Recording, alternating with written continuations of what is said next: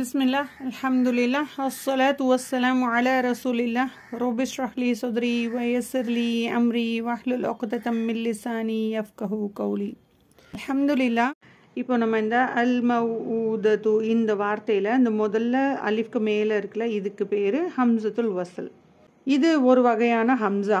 இந்த ஹம்சாவுக்கு ஃபத்ஹா வருமா, கெஸ்ரா வருமா, தொம்மா வருமா அப்படின்றது அடுத்து வர்ற எழுத்துக்களை பொறுத்தும் அடுத்து வர்ற ஹரக்காத்துக்களை பொறுத்தும் அமையும். இந்த ஹம்சத்துல் வசலுக்கு அடுத்த எழுத்து லேமா இருந்துச்சுன்னா இதை நம்ம ஹம்சா ஃபத்ஹா லாம் சுக்குன் அல் அப்படி தான் சொல்லணும். லேமா இருந்தால் மட்டும்தான் ஃபத்ஹா வரும், ஹம்சா ஃபத்ஹான்னு அதை நம்ம சொல்ல முடியும். லேம் அல்லாத மற்ற எழுத்து ஏதாவது இருந்ததுன்னா கெஸ்ராவோ தொம்மாவோ தான் வரப்போகுது. இப்போது இந்த வார்த்தையில் லேம் இருக்குது. ஹம்சா ஃபத்ஹா லாம் சுக்குன் அல், மீம் ஃபத்ஹா வாவ் சுக்குன் மௌ, அல் மௌ. ஹம்சா தொம்மா வாவ் சகீரா ஊ, அல் மௌ ஊ.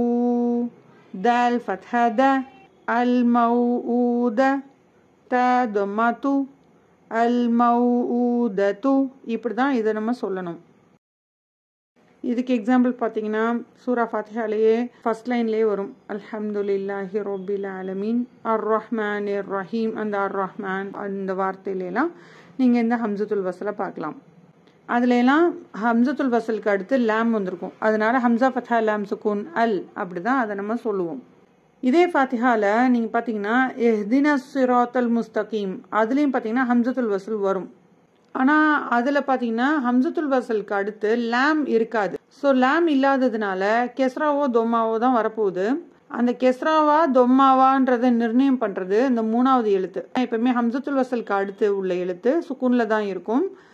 மூணாவது எழுத்துக்கு ஒரு ஹரக்காத் இருக்கும். அந்த ஹரக்காத் அதாவது மூணாவது எழுத்துல கெஸ்ராவோ ஃபத்ஹாவோ இருந்தால் நம்ம இந்த ஹம்சத்துல் வசலுக்கு கெஸ்ரா மட்டும்தான் கொடுப்போம். தொம்மாவாக இருந்தால் இந்த ஹம்சத்துல் வசலும் தொம்மாவை பெறும். ஸோ இதுதான் ஹம்சத்துல் வசலோட ரூலிங்ஸு. லாம் வந்தால் மட்டும்தான் ஃபத்ஹா வரும். லாம் வரலைன்னா தொம்மாவோ கெஸ்ராவோ தான் வரப்போகுது. மூணாவது எழுத்துல தொம்மா இருந்துச்சுன்னா தொம்மா வந்துடும், தொம்மா இல்லைன்னா கெஸ்ரா தான் வரும்.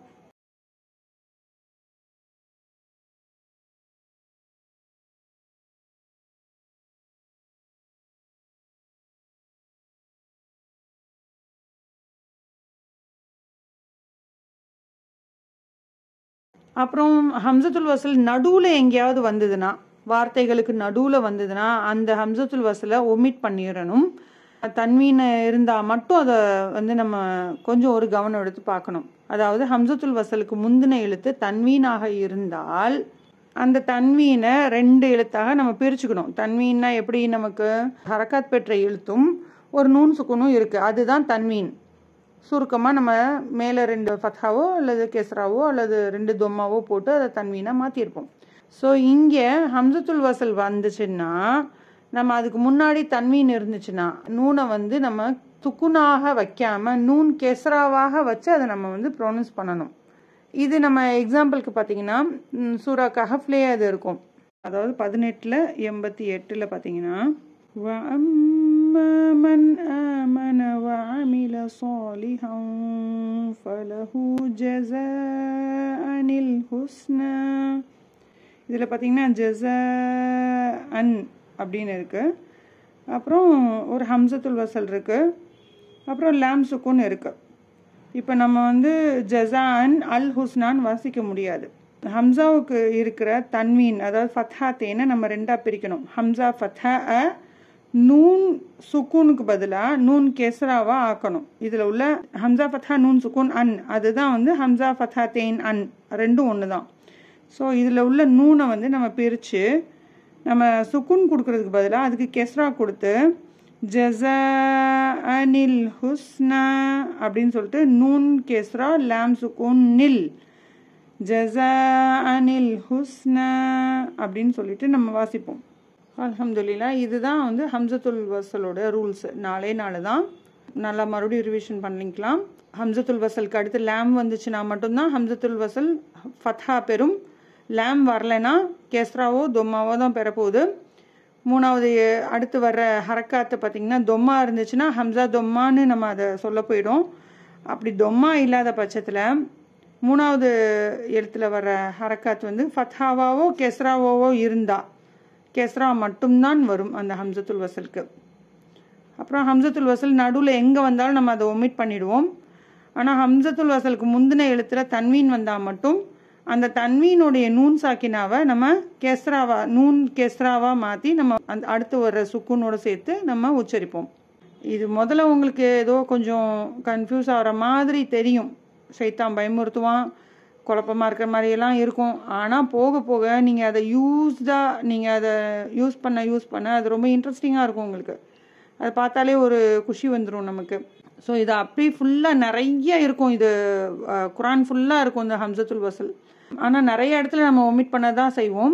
ஆரம்பத்தில் வர்ற ஹம்சத்துல் வசலை மட்டும்தான் நம்ம வந்து அது என்னன்னு நம்ம அதுக்கு என்ன ஹரக்கத் கொடுக்க போகிறோம் அப்படின்றத நம்ம பார்க்க போகிறோம். சரியா? ஸோ இதில் எதுவுமே நம்ம கன்ஃபியூஸ் பண்ணிக்கிறதுக்கு எதுவுமே கிடையாது. நீங்கள் ஒரே ஒரு தடவை எழுதி வச்சுட்டு அதை ஒரு ஃபாத்திஹா சூராவில் மட்டும் நீங்கள் அப்ளை பண்ணி பார்த்துட்டிங்கன்னா கூட போதும். இன்னும் இதுக்கான எக்ஸாம்பிள்ஸ்லாம் நிறையா உங்களுக்கு கொடுக்குறோம். இதில் நீங்கள் பாருங்கள், இந்த எக்ஸசைஸ்லாம் பாருங்கள். இதில் ஹம்சத்துல் வசலை இதுக்கு ஹம்சத்துல் வசலுக்கு என்ன ஹரக்காத் போடணும் அப்படின்றத இப்போ நீங்கள் கண்டுபிடிங்க.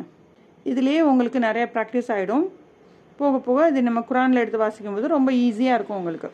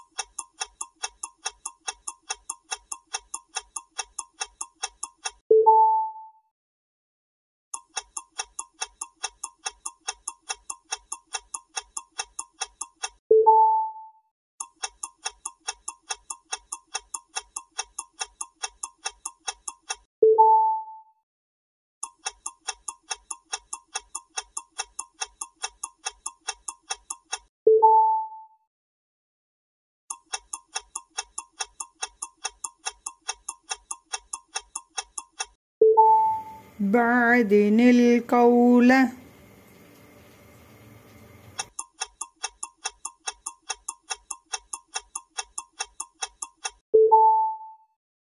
جزاء الحسنى.